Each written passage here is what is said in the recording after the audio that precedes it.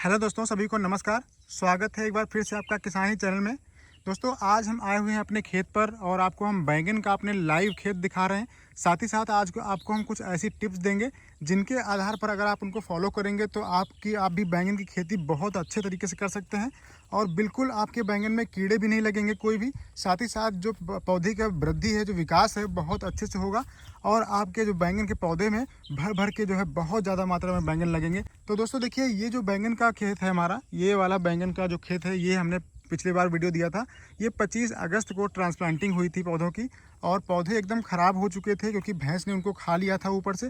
तो ये समझ लीजिए बिल्कुल एकदम कटिंग हो चुकी थी। ये देखिए, आपको हम कोई भी पौधा दिखाएं तो यहाँ पर जो मेन स्टेम है, ये देखिए यहाँ से ये कट गया था और देखिए कल्ले कितने ज़्यादा मात्रा में निकले हैं। काफ़ी अच्छे बैंगन के पौधे चल रहे हैं। तो आज आपको हम बताने वाले हैं कि क्या आप ऐसा इसमें करेंगे। जैसे हमारे आप खेत में देखेंगे, कहीं पर भी कोई भी खरपतवार नहीं दिखेगा आपको। साथ ही साथ जो ग्रोथ है पौधों की बहुत अच्छी चल रही है और अभी तक हमने इसमें 2 बार दिया है NPK 19-19-19, साथ में ह्यूमिक एसिड और एक फंगीसाइड मिला करके ड्रेंचिंग करी है। इसके अलावा हमने कुछ भी अभी नहीं दिया है।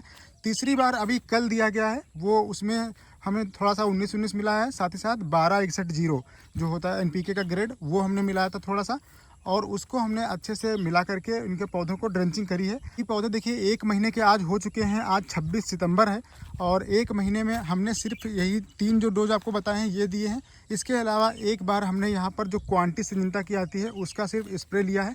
इसके अलावा और कोई भी चीज़ यहाँ पर नहीं डाली है। अब यहाँ पर आपको करना क्या है, देखिए जब भी आपके पौधे फ्लावरिंग जहाँ तहाँ दिखने लगती है, जब फूल निकलना स्टार्ट हो जाते हैं, तब आपको ध्यान देना है। जैसे देखिए पौधे आपके पहले इतने इतने छोटे छोटे होंगे, कुछ पौधे देखिए छोटे हैं यहाँ पर अभी, तो इनमें फूल निकलना स्टार्ट होते हैं। तो जो कीड़े लगने की संभावना होती है सबसे ज़्यादा यहीं से स्टार्ट होती है। जो ये फूल होते हैं सबसे कोमल होते हैं और इन्हीं में जो तना छेदक और सूट बोर्ड की जो इल्ली होती है वो यहाँ पर घुस जाती है अंदर और उसमें फिर समस्या उत्पन्न करना शुरू कर देती है। वो खाना स्टार्ट करेगी, पौधे की पत्तियाँ जो है सूखना स्टार्ट कर देती हैं और कहीं कहीं से तो टहनी भी पूरा सूख जाती है। तो आपको ध्यान देना है ये कि जब भी आपके पौधे में फ्लावर स्टार्ट होना शुरू हो जाए तभी से आपको जो फूट बोरर है, जो तना छेदक और फल छेदक कीट होता है, उसकी रोकथाम के लिए आपको जो मैनेजमेंट है वो करना स्टार्ट करना पड़ेगा।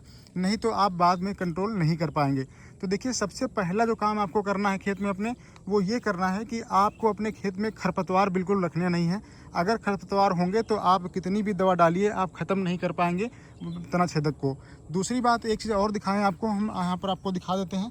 जैसे ये पौधे होते हैं और पौधों में हरापन आता है, तो देखिए आसपास अगर खेत आपके और सब्जी के नहीं होंगे तो सबसे ज़्यादा कीट आक्रमण करते हैं आपके खेत में। तो यहाँ पर आपको हम दिखाएं, जैसे देखिए कुछ पौधों में हमने अभी देखा तो अंडे दिख रहे थे। अंडे क्या, वो जो तितली होती है, जो तना छेदक की तितली होती है, मौत होता है, वो अंडे देता है पत्ते के निचली सतह पर। और जब पत्ते की निचली सतह पर देता है, देखिए यहाँ पर इसके अंडे हैं। इसमें ये देखिए यहाँ पर अंडे दिए हैं और इसमें दवा पड़ चुकी थी, लेकिन फिर भी ये अभी देखिए पत्ती के निचले सतह पर होते हैं तो ये बच जाते हैं कभी कभी। तो इसको हमें क्या करना है, अगर आपको कहीं दिख जाए तो इसको जाला समझकर छोड़ मत दीजिएगा और इसको अच्छे से कहीं पर आपको दबा देना है, तो ये ख़त्म हो जाएंगे। साथ ही साथ आपको क्या करना है, आपको एक बार और दिखा देते हैं। अभी हमने कहीं पर देखा था तो ये देखिए यहाँ पर दिख रहा है। देखिए यहाँ पर जो तितली ने अंडे दिए यहाँ पर, और इसमें से छोटे छोटे लार्वा ऊपर से निकल के आए हैं। लेकिन यहाँ पर जब कल दवा पड़ी है तो दवा से ये पूरे ख़त्म हो गए हैं। यहाँ पर कोई भी हमें जीवित नहीं दिख रहा है, सबके सब ये मरे हुए हैं। तो अगर आप इनको एक बार भी चूक गए ना, आप इसको ये जीवित बच गए, तो आपकी फसल में इतनी तेज़ी से फैलेंगे कि आप इनको कंट्रोल करना बहुत मुश्किल पड़ेगा आपको। तो इस समय देखिए जो फ्लावर स्टेज होती है सबसे ज़्यादा सेंसिटिव होती है। तो आपको फ्लावरिंग के समय क्या करना है, जब भी आपकी बैगन की फसल में फ्लावरिंग स्टार्ट हो जाए तो आपको ध्यान देना है। और ये अगर आपको कहीं पर समस्या दिखती है, दिखे या ना दिखे, आपको हफ्ते में कम से कम एक बार कोई अच्छा इंसेक्टिसाइड ज़रूर चलाना है। अब देखिए हमारे फसल में यहाँ पर फल बनना स्टार्ट हो गए हैं। जब फूल बनेंगे उसके बाद बहुत जल्दी से फल बनना स्टार्ट होते हैं और जब फल बनना स्टार्ट होंगे तो जो फूल अंदर बंद होता है ऐसे, और बंद होकर के जैसे ही वो फल में कन्वर्ट होना शुरू होता है, उसी समय पर सबसे ज़्यादा आक्रमण होता है।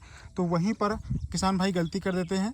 और जब भी आप देखेंगे कि आपको इस तरीके के, देखिए यहाँ पर भी लार्वा दिख रहे हैं बहुत सारे, लेकिन ये सब मरे हुए हैं। तो इनको ये कंट्रोल करना बहुत ज़रूरी है। तो ये हज़ारों की संख्या में होते हैं और बहुत जल्दी नुकसान पहुंचाना शुरू कर देते हैं। अब देखिए यहाँ पर आपको दिखाएं, ये फ्लावर जैसे ड्राप हो गया है और यहाँ पर देखिए ये जो इसका प्रतान दिख रहा है, जो इसका डंठल है, वो काफ़ी मजबूत है। इसका मतलब ये जो फल है ये बैंगन बन चुका है, अब ये बहुत इसकी ग्रोथ स्टार्ट होगी और ये फल बन जाएगा। तो इस तरीके से फल जो भी फल बनना होता है उसके डंठल जो है काफ़ी मजबूत निकलते हैं। जो मादा फूल होते हैं उनके काफ़ी डंठल मजबूत होते हैं। तो आपको करना क्या है, जैसे आप मान लीजिए आपकी फसल जो है शुरुआत से ऐसी हो गई है, फूल निकलना स्टार्ट हो जाए, तो आपको एक तो सबसे जो सस्ता आता है इमामेक्टिन बेंजोएट, और दूसरा आपको थायोमेथाक्साम, जैसे आप सिजेंटा का एक तारा ले लीजिए, या फिर थायोमेथाक्साम ही 25% वाला आपको लेना है। अगर 25% नहीं मिलता है, 75% मिल रहा है, तो आप वो भी ले सकते हैं। उसका आपको 5 ग्राम या 7 ग्राम, मुश्किल से आपको 8 ग्राम से ऊपर नहीं रखना है डोज, और साथ में आपको 10 ग्राम इमामेक्टिन बेंजोएट जो है डाल करके और अच्छे से मिला करके साथ में कोई स्टिकर जरूर मिलाना है। स्टिकर मिलाने से क्या होगा कि पत्ती की निचली सतह पर भी वो प्रवेश कर जाता है, जिससे नीचे पत्ती की अगर दवा नहीं पहुंच पाती है तो सारे के सारे जो कीड़े हैं वो तब भी ख़त्म हो जाते हैं। यहाँ पर आप देखिए हर पत्ते पे हमें दिख रहे हैं, लेकिन सबके सब ये मरे हुए हैं, क्योंकि कल हमने इमामेक्टिन बेंजोएट और साथ में थायोमेथाक्साम और स्टिकर, ये 3 का स्प्रे हमने किया था। अब इसका असर 4-5 दिन तक रहेगा। उसके बाद क्या है, तितली फिर से यहाँ दौड़ना शुरू कर देगी, और इसके लिए हमने ऑर्डर कर दिए थे जो फनल ट्रैप होते हैं वो हमने मंगाए हैं। जो फेरोमोन ट्रैप होता है वो बैंगन में बहुत ज़रूरी होता है, तो वो हमने ऑनलाइन मंगा लिए हैं। अब उनको आपको संख्या में कितना लगाना है, अगर आपका खेत जो है 1 एकड़ का है तो आप मिनिमम 5 लगाइए, नहीं तो आप 10 तक लगा दें तो सबसे अच्छा है, लेकिन कम से कम 5 ज़रूर होने चाहिए। उसमें जितनी भी तितली होती हैं वो वहाँ पर कैद हो जाती हैं, उसमें वो आ जाती हैं, उसके बाद आप उनको डिस्ट्रॉय कर दीजिए। तो ये सबसे बढ़िया तरीका होता है। और आपको हफ्ते में 1 बार इंसेक्टिसाइड तो चलाना ही चलाना है, आपको स्प्रे मारना ही मारना है। अगर आप नहीं मारेंगे तो आपको समस्या बहुत बड़ी आएगी, क्योंकि इसमें जो हरी पत्तियां होती हैं तो एफिड का अटैक और जो हरा तेला होता है उसका अटैक बहुत ज़्यादा होता है। वो पत्ती के रस को चूस लेते हैं और पत्तियां फिर ऊपर को सिकुड़ने लगती हैं, तो ये आपको ध्यान देना है। इसके साथ ही आपको बता दें कि जो भी आप फर्टिलाइज़र डालेंगे, अब जैसे पौधे आपके इतने इतने जब हो जाते हैं तब आपको ध्यान क्या देना है कि इसमें आपको नाइट्रोजन युक्त उर्वरक बहुत कम देना है। जैसे जो आपका यूरिया हो गया, यूरिया आपको नहीं देना है, या फिर आप अमोनियम सल्फेट है वो आप दे सकते हैं, लेकिन कम मात्रा में दीजिए। अगर आप नाइट्रोजन युक्त जो उर्वरक होते हैं जैसे यूरिया वगैरह, वो अगर आप देते हैं तो इनकी पत्तियां जो है और बड़ी बड़ी निकलेंगी और तने इनके कमज़ोर हो जाएंगे, तो सूट बोर फुट बोर जो होता है वो अटैक उसका बढ़ जाता है। साथ ही साथ जो फ्लावर निकल रहे हैं अभी, वो फ्लावर फिर आपको देखने को नहीं मिलेंगे, पत्तियाँ ही निकलेंगी, फूल गिरना शुरू हो जाएंगे। तो अगर आप ज़्यादा से ज़्यादा यूरिया डालेंगे खेत में और सोचेंगे कि हमारे में फूल रुक नहीं रहे हैं, तो सबसे बड़ी गलती आप वहीं पर करते हैं कि आपको यूरिया बहुत कंट्रोल करके चलना है। बैगन की फसल में, बैगन में यूरिया की मात्रा ज़्यादा नहीं देनी है। आप डीएपी का इस्तेमाल कर सकते हैं। अगर आपने ड्रिप मल्चिंग पे नहीं लगाया हुआ है, आप नॉर्मल खेती किए हैं, तो भी उसमें आपको ध्यान देना है कि आपको डीएपी इस्तेमाल कर सकते हैं, आप एनपीके इस्तेमाल कर सकते हैं, लेकिन आप यूरिया का इस्तेमाल ना करें। अगर आप यूरिया का इस्तेमाल करेंगे तो फिर समस्या आपको पहले से ही तय है कि समस्या तो आनी आनी है, आप उसको कंट्रोल नहीं कर पाएंगे।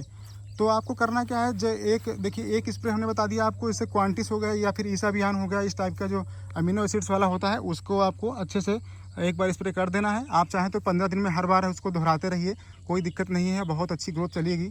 साथ ही साथ अगर आपका नॉर्मल खेती आपने किया है तो आपको स्प्रे ले लेना है। इस स्प्रे जो है एनपीके जो घुलनशील वाले उर्वरक आते हैं वो आपको, जैसे आपका इस समय जो फसल है 1 महीने की, जब आपकी फसल ट्रांसप्लांटिंग की हो जाए तब आपको क्या लेना है, तब आप लेंगे 1261-0, उसका आप स्प्रे करेंगे। 1 किलोग्राम मात्रा जो है वो आपकी 1 एकड़ के लिए होगी। टंकी में आप 100 से 125 ग्राम तक डाल करके और अच्छे से स्प्रे कर दीजिए, तो उसका रिजल्ट बहुत अच्छा आता है। साथ ही साथ उसमें आप जैसे क्वांटिस वगैरह आपको डालना है तो वो भी आप डाल सकते हैं, तो उसको साथ में डाल के स्प्रे करेंगे तो और अच्छा है। अब इसके अलावा जो इंसेक्टिसाइड हमने आपको बताए हैं उसकी जगह पर आप कुछ भी ले सकते हैं। अगर आपके पास कोई अच्छा रखा हुआ है, जैसे एम्पलिगो है सिजेंटा का, वो भी बहुत अच्छा आता है, उसमें जो अंडे तक होते हैं वो भी वो मार देता है, क्योंकि उसमें लैम्डा साइलोथ्रिन होता है, तो बहुत अच्छा काम करता है। तो आपको जो हमने बताई है, अगर आप इनको फॉलो करेंगे, और नमी आपको अपने पौधों में बना के रखनी है। जैसे देखिए अभी तो यहाँ पर बरसात का सीज़न चल रहा था, अगस्त में बारिश खूब हुई है, तो यहाँ अभी नमी बहुत अच्छी मात्रा में है। मिट्टी यहाँ की दोमट है, और बलुई मिट्टी होती तो अब तक सिंचाई करने की आवश्यकता यहाँ पर पड़ जाती, लेकिन अभी तक सिंचाई करने की जरूरत नहीं पड़ी है और नमी काफ़ी अच्छी मात्रा में है, तो पौधों की ग्रोथ पर कोई इफेक्ट नहीं पड़ रहा है। लेकिन अगर आप देखेंगे कि आपकी फसल में नमी है, दोपहर में पौधे जो है वो झुलस से जा रहे हैं, पत्तियां नीचे की तरफ मुड़ जा रही हैं, शाम को फिर से अच्छी हो जाती हैं, तो फिर आपको हल्की सिंचाई ज़रूर करनी पड़ेगी। तो इस तरीके से आप मैनेजमेंट करेंगे। अब देखिए एक चीज़ और आपको बता दें कि ऐसी जब कंडीशन में पौधे हो जाते हैं, फ्लावरिंग स्टार्ट हो जाए और आपको कहीं कहीं फूल भी ड्रॉप देखने को मिले, फूल गिरते हुए दिखें, तो आप फिर बोरान का आपको स्प्रे लेना पड़ेगा। अगर आप ड्रिप से करते हैं तो फिर ड्रिप में आपको चलाना है 500 ग्राम बोरान एकड़ में चला सकते हैं। अगर आपको स्प्रे करना है तो आप 250 ग्राम प्रति एकड़ के हिसाब से आपको स्प्रे करना है। टंकी में आप डालेंगे 25 से 30 ग्राम। तो अगर आप स्प्रे कर देंगे तो इसकी जो यहाँ पर जो फूल बनते हैं, इनका जो डंठल होता है ये मजबूत काफ़ी बनता है, तो इससे फ्लावर ड्रॉपिंग समस्या देखने को नहीं मिलेगी। यहाँ पर आप एक चीज़ और देखिएगा कि अगर आप यहाँ पर कैल्शियम अमोनियम नाइट्रेट जो आता है वो बहुत अच्छा काम करता है। ये आपको जो हमने बताई है ये आप फॉलो कीजिएगा, आप देखेंगे कि आपके बैंगन के खेत में बहुत अच्छे आपको फल मिलेंगे। खरपतवार तो बिल्कुल आपको नहीं रखने हैं, ये हमने पहले ही बता दिया आपको। खरपतवार होंगे तो आप कंट्रोल नहीं कर पाएंगे। अगर आपको बैंगन खेती आप कर रहे हैं या फिर करना चाहते हैं तो आप इस चैनल को सब्सक्राइब जरूर कर लीजिए और हम आपको ऐसी जानकारी देते रहेंगे। अगर आपका कोई कमेंट है, कोई सुझाव है तो आप लोग इस कमेंट बॉक्स में ज़रूर दीजिएगा वीडियो के, और इस वीडियो को लाइक शेयर जरूर कीजिएगा। चलिए मिलते हैं ऐसे टॉपिक के साथ, तब तक के लिए नमस्कार, जय हिंद दोस्तों।